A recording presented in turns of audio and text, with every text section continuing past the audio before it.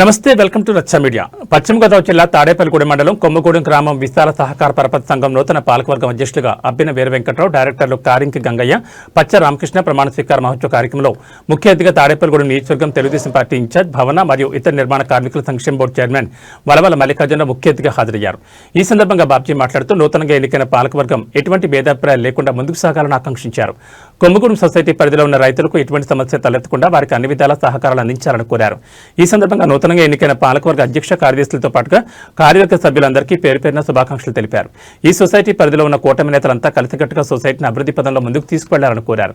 ఈ కార్యక్రమంలో తెలుగుదేశం నాయకులు పరిమి రవికుమార్, పోతుల అన్నవరం, ఆకాశపు స్వామి, పోతుల రాంప్రసాద్ చౌదరి, పద్మనాభన్ మురళి, గురుజు సూరిబాబు, గంధం సతీష్, ముత్యాల సత్యనారాయణ, మద్దిపాటి సత్యనారాయణ, సోర్పన వెంకట్రావు, పరిమి సురేష్, పతల చంటి, సనగన శ్రీనివాస్, కూచిపూడి సుబ్రహ్మణ్యం, ఆలపాటి నాగేశ్వరరావు, తాడేపల్లి శ్రీను, మిద్దె కనకారావు, వైట్ల నరేంద్ర, నీరుకొండ ఈశ్వర్, ఎన్డీఏ కూటమి నాయకులు, కార్యకర్తలు పాల్గొన్నారు.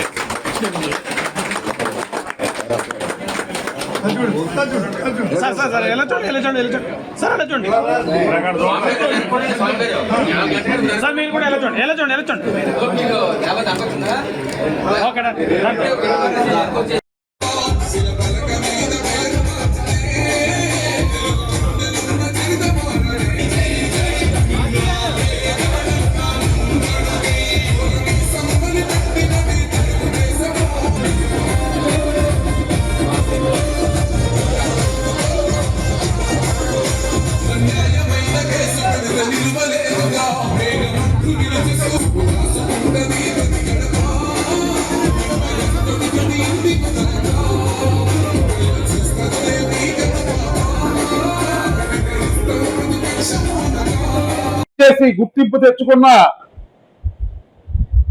అబ్బిన వెంకట్రావు గారు, అలాగే భారతీయ జనతా పార్టీలో కష్టపడి ఇవాళ మంచి స్థాయిలోకి వచ్చిన తమ్ముడు పచ్చ రామకృష్ణ గారు, మరి మరో తమ్ముడు మరి గంగయ్య గారు అంటారు, నేను మీ జోలార్ అంటాం, జోలార్ గారు, ఈ కార్యక్రమానికి ఇచ్చేసిన వేదిక మీద ఉన్న పెద్దలందరూ, అలాగే వేదిక ముందున్న రైతు సోదరులందరికీ కూడా పేరు పేరున హృదయపూర్వక నమస్కారాలు తెలియజేసుకుంటూ, ఈ సొసైటీ గురించి పెద్దలందరూ కూడా చెప్పడం జరిగింది. 13 గ్రామాల మిళితమైన సొసైటీ, కులాలకి మతాలకి అతీతంగా ఏర్పడిన సంఘం కొమ్మగూడెం సొసైటీ. 70 సంవత్సరాలుగా మరి ఎంతో మంది యోధాన యోధులు ఈవేళ ఈ సొసైటీ అధ్యక్షులుగా పనిచేశారు. ఇంతకు ముందు మన ముందు మాట్లాడిన ప్రసాద్ రాజు గారు, ఆయన తండ్రి కూడా ఈ సొసైటీ అధ్యక్షులుగా పనిచేయడం జరిగింది. అలాగే ఈ సొసైటీలో మాకు సన్నిహితులు ఆప్తులు వట్టికూటి గుర్రాజు గారు 15 సంవత్సరాలు నిరాటంకంగా అభివృద్ధిలోకి తీసుకురావడం జరిగింది. అయితే ఈవేళ రైతాంగానికి అనేక కష్ట నష్టాలు ఉన్నాయి. వాటిని తీర్చే విధంగా మరి ఎవరైతే ఈవేళ డిసిసిబి చైర్మన్ గాను ఆప్కాప్ చైర్మన్ గాను నాకు సన్నిహితుడైన మరి గన్ని వీరాంజనేయులు గారు ఉండడంతో ఈ సొసైటీలన్నిటికీ కూడా ఏ కార్యక్రమం కావాలన్నా సరే ఆయనతో చేయించే అవకాశం మా అందరికీ కూడా ఉందని చెప్పి సభాముఖంగా తెలియజేస్తా ఉన్నా.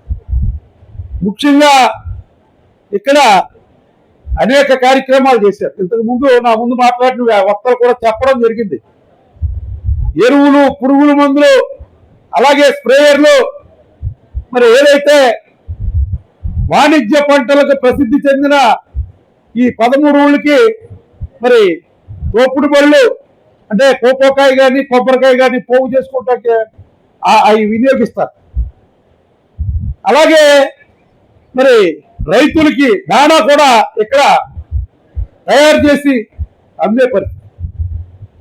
అలాగే సొసైటీ నుంచి సాధారణ మానవులు కూడా ఏ కార్యక్రమాలు కావాలంటే ఆ కార్యక్రమాలు చేసే society Kommagudem society.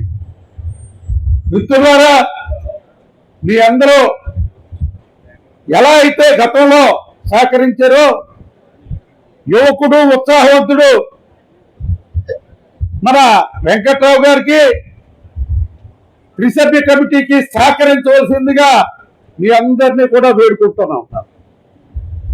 America supreme court సంచలన తీర్పు వెల్లడించింది. ట్రంప్ వివిధ దేశాలకు అక్రమంగా విధించిన టారిఫ్లను కొట్టేసింది. అమెరికా సుప్రీంకోర్టు సుంకాలు విధించే అధికారం అధ్యక్షుడికి లేదని చెప్పింది. ఇప్పటి వరకు వివిధ దేశాల నుంచి వసూలు చేసిన సుంకాలను ట్రంప్ తిరిగి చెల్లించాల్సిందేనని సుప్రీంకోర్టు స్పష్టం చేసింది. సుప్రీం తీర్పుతో యుఎస్ స్టాక్ మార్కెట్లు లాభాలు పట్టుపట్టాయి. ఇప్పటికే పలు దేశాలపై సుంకాలు విధించిన ట్రంప్ భారత్పై 18% సుంకాలు విధించిన విషయం తెలిసిందే. ట్రంప్ సుంకాలను 6 జడ్జీలు వ్యతిరేకించగా ట్రంప్కు అనుకూలంగా 3 న్యాయమూర్తులు తీర్పిచ్చారు. అయితే మెజార్టీ జడ్జీలు ఇచ్చిన తీర్పు అమెరికా అధ్యక్షుడికి చెంపపెట్టిగా మారిందని అన్ని దేశాల నాయకులు ప్రజలు చెప్పుకోవడం విశేషం.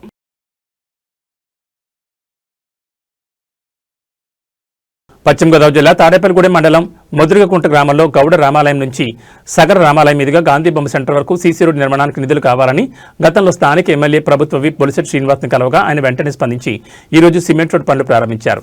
తాను ఎమ్మెల్యే అవగానే ఈ రోడ్డు వేస్తానని ఎమ్మెల్యే మాట ఇవ్వడం, ఆ మాట ప్రకారం ఈ రోజు 20 లక్షల రూపాయలు శాంక్షన్ చేసి సీసీ రోడ్ పనులను ప్రారంభించడం జరిగిందని కూటమి నాయకులు తెలిపారు. ఈ సందర్భంగా గ్రామ ప్రజలు కూటమి నాయకులు బొలిశెట్టి శ్రీనివాస్కు ధన్యవాదాలు తెలిపారు. ఈ రోజు ఈ కార్యక్రమంలో కూటమి నాయకులు సిద్ధా వీర్రాజు, కట్టా జానకిరామయ్య, ఏపూరి సత్యనారాయణ, కర్ణాటి పోలిరెడ్డి, దండుపోయిన వెంకటరమణ, వల్లేపల్లి సత్యనారాయణ, గొల్లపల్లి కొండలరావు, చిటికిన తిరుపతిరావు, గొల్లపల్లి కొండరాజు తదితరులు పాల్గొన్నారు.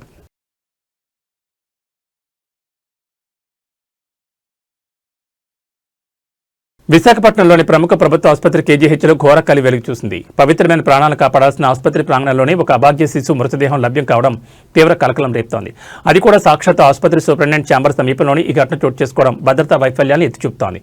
కేజీహెచ్ ఆవరణలో ఒక గోనె సంచిలో చుట్టేస్తున్న నవజాత శిశువు మృతదేహాన్ని సిబ్బంది గుర్తించారు. సదరు ప్రాంతం నుంచి తీవ్రమైన దుర్వాసన రావడంతో అనుమానం వచ్చిన హాస్పిటల్ సిబ్బంది అక్కడున్న సంచిని తెరిచి చూడగా ఈ విస్తుపోయే నిజం బయటపడింది. ఆసుపత్రిలో అత్యంత కీలకమైన సూపరింటెండెంట్ ఛాంబర్కు అతి సమీపంలోని ఈ మృతదేహం లభ్యం కావడం ఆసుపత్రి వర్గాలను విస్మయానికి గురిచేస్తోంది. సమాచారం అందుకున్న విశాఖ 1 టౌన్ పోలీసులు తక్షణమే ఘటనా స్థలానికి చేరుకున్నారు. కేసు నమోదు చేసిన పోలీసులు ఆ శిశువు ఎక్కడి నుంచి వచ్చింది, అక్కడ ఎవరు వదిలి వెళ్లారు అనే కోణంలో సీసీటీవీ విజువల్స్ ఆధారంగా దర్యాప్తు వేగవంతం చేశారు.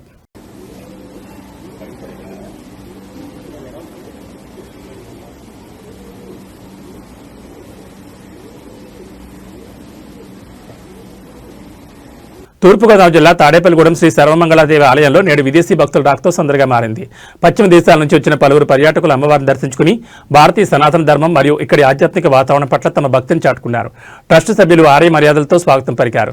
ఆలయానికి చేరుకున్న విదేశీ ప్రతినిధులకు ఆలయ అర్చకులు ఘన స్వాగతం పలికారు. శాస్త్రోక్తంగా జరిగిన అమ్మవారి అర్చన మరియు అలంకార సేవలో వారు పాల్గొన్నారు. వేద పండితులు వారికి ఆశీర్వచనాలు అందించి అమ్మవారి తీర్థప్రసాదాలు అందజేశారు. విదేశీయులు అయినప్పటికీ భారతీయ సంప్రదాయంపై గౌరవంతో వారు సాంప్రదాయ దుస్తులు ధరించి పూజల్లో పాల్గొనడం అందరినీ ఆకర్షించింది.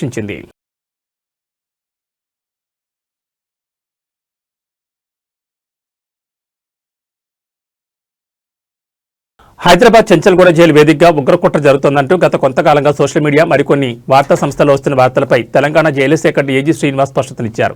చెంచల్గూడ జైల్లో ఉగ్రకుట్ర వార్తలన్నీ కేవలం వదంతులేనని ఆయన కొట్టిపారేశారు. దేశ భద్రతకు సంబంధించిన సున్నితమైన అంశాలను ప్రసారం చేసేటప్పుడు మీడియా సంస్థలు మరింత బాధ్యతాయుతంగా వ్యవహరించాలని ఆయన విజ్ఞప్తి చేశారు.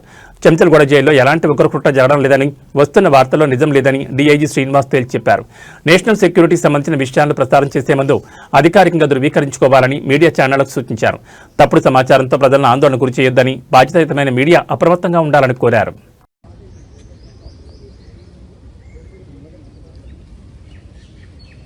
అందరూ ప్రింట్ అండ్ ఎలక్ట్రానిక్ మీడియా సోదరులందరూ కూడా నా యొక్క నమస్కారములు. నిన్నటి నుండి కూడా కొన్ని సోషల్ మీడియా మరియు కొన్ని ఛానళ్లలో చెంచల్గూడ జైలు నుండి ఏదో ఉగ్రకుట్ర జరిగినట్టుగా వదంతులన్నీ కూడా సర్క్యులేట్ చేస్తున్నారు. దానికి సంబంధించి రీసెర్చ్ డిపార్ట్మెంట్ తెలంగాణ తరఫున నేను చెప్పదలుచుకున్నది ఒకటే, ఇట్లాంటి నేషనల్ సెక్యూరిటీకి సంబంధించినటువంటి ఇష్యూలలో ఏదైనా టెలికాస్ట్ చేసే ముందు వాటి యొక్క అథెంటిసిటీ, అంటే ఆ ఇచ్చినటువంటి ఇన్ఫర్మేషన్ కరెక్టేనా కాదా అన్నది, వచ్చిన సోర్సు కరెక్టే అన్నది ఒకసారి వెరిఫై చేసుకున్న తర్వాత టెలికాస్ట్ కానీ స్క్రోలింగ్లు కానీ పెడితే బాగుంటుందని చెప్పి నేను తెలియజేస్తున్నాను. ఇట్లాంటి పుకార్లు కానీ నమ్మశక్యం కాని విషయాలు బాధ్యతాయుతమైనటువంటి ఛానళ్లలో వచ్చినట్టయితే ప్రజలందరూ కూడా ఒక భయభ్రాంతులకు గురై ఏదో జరగబోతుందన్నటువంటి దాంట్లో ఉండే అవకాశం ఉంది. దాన్ని దూరం చేయడానికే ఈరోజు సడన్గా ప్రెస్ మీట్ అన్నది మీ అందరినీ కూడా పిలవడం జరిగింది. ఇందుకు సంబంధించి నేను చెప్పదలుచుకున్నది ఏంటంటే, చెంచల్గూడ జైలు నుండి మీరు చెప్పినట్టు లష్కరే తోయిబా కానీ అట్లాంటి ఉగ్రవాదులు ఓన్లీ ఒకరే ఒకరు ఉన్నారు. ఆ జాహెద్ అనే వ్యక్తి ఒకరే ఉన్నారు. వారు ములాఖాతులు కూడా వారి భార్య తప్ప మిగతా ఎవరు కూడా రారు. వచ్చినా కానీ అత్యంత సర్వేలెన్స్లో ఇవన్నీ కూడా రికార్డ్ చేయడం. పశ్చిమ గోదావరి జిల్లా తాడేపల్లిగూడెంలో 3 రోజులుగా సాగిన విద్యార్థుల క్రీడా పండుగ ముగిసింది.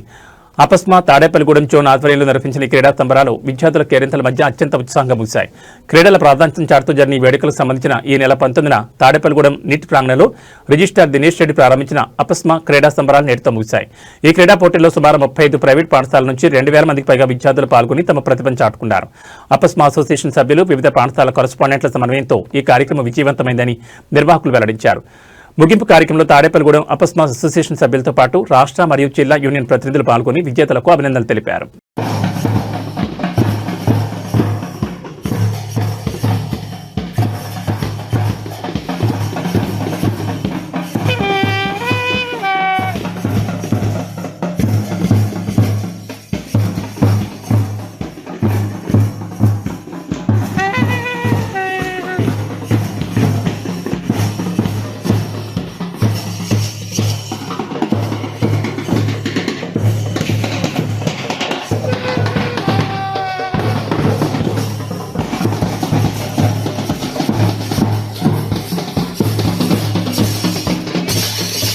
ఆంధ్రప్రదేశ్లో గంజాయి మహమ్మారి విద్యాసంస్థలను చుట్టుముడుతోంది. సరస్వతి నిలయాలుగా ఉండాల్సిన కాలేజ్ పరిసరాలు నేడు గంజాయి విక్రయాలకు అడ్డాలుగా మారుతున్నాయి. విజయనగరం జిల్లా బొబ్బిలి మండలం కోమటిపల్లిలో వెలుగుచూసిన ఈ ఉదంతం ఇప్పుడు రాష్ట్ర వ్యాప్తంగా కలకలం రేపుతోంది.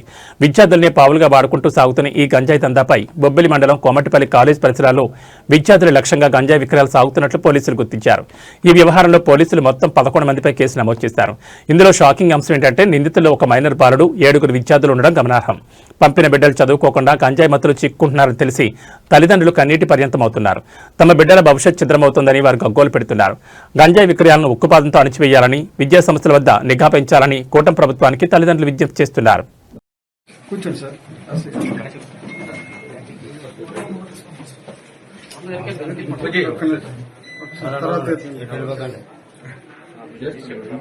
పశ్చిమ గోదావరి జిల్లా తాడేపల్లిగూడెం ఏలూరు రోడ్లో వేయించేసి ఉన్న శ్రీ వాసవి కన్యకా పరమేశ్వరి పంచాయతన క్షేత్రంలో పాల్గొన్న మాసం చవితి తిథిని పురస్కరించుకుని లక్ష్మీ గణపతికి ప్రత్యేక పూజలు నిర్వహించారు.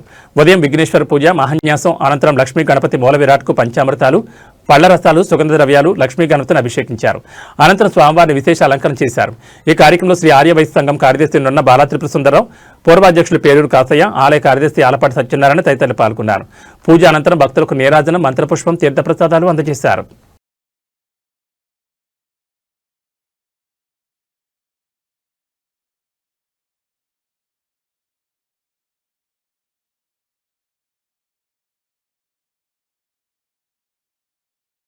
పశ్చిమ గోదావరి జిల్లా తాడేపల్లిగూడ పట్టణం ఈ నెల 3వ శనివారం శాస్త్ర కార్యక్రమంలో భాగంగా తాడేపల్లిగూడెం పురపాలక సంఘం కమిషనర్ ఆదేశాల ప్రకారం ర్యాలీ నిర్వహించారు. ప్లాస్టిక్ వస్తువుల వినియోగం తగ్గించి పర్యావరణాన్ని కాపాడదాం, చెత్తను ఇప్పుడు పొడి చెత్తగా తడి చెత్తగా వేరుచేసి మీ ఇంటికి వచ్చే శానిటేషన్ కార్మికులకు వేరుచేసి ఇవ్వాల్సిందిగా తెలిపారు. తాడేపల్లిగూడెం పురపాలక సంఘం పౌరులందరినీ ప్లాస్టిక్ వస్తువుల వినియోగం తగ్గించి పర్యావరణాన్ని కాపాడాలని కోరారు. ప్లాస్టిక్ వస్తువులు పర్యావరణానికి, జీవజలానికి, మానవ ఆరోగ్యానికి కూడా హానికరం. ప్లాస్టిక్ వ్యర్థాలు నేలలో కలిసి నీటి వనరులను కలుషితం చేస్తున్నాయి. ప్లాస్టిక్ వస్తువులను తగలబెడితే విషవాయువులు వాతావరణంలోకి విడుదలై వాయు కాలుష్యానికి దోహదం చేస్తున్నాయన్నారు. ఈ సమస్యను పరిష్కరించడానికి తాడేపల్లిగూడెం పురపాలక సంఘం పౌరులందరినీ ప్లాస్టిక్ వస్తువుల వినియోగాన్ని తగ్గించి పర్యావరణాన్ని కాపాడాలని కోరారు.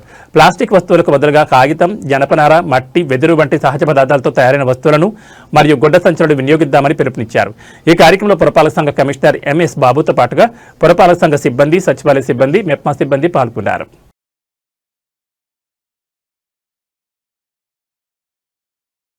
ఏవీ బులెటిన్ విశేషాలు. నమస్కారం.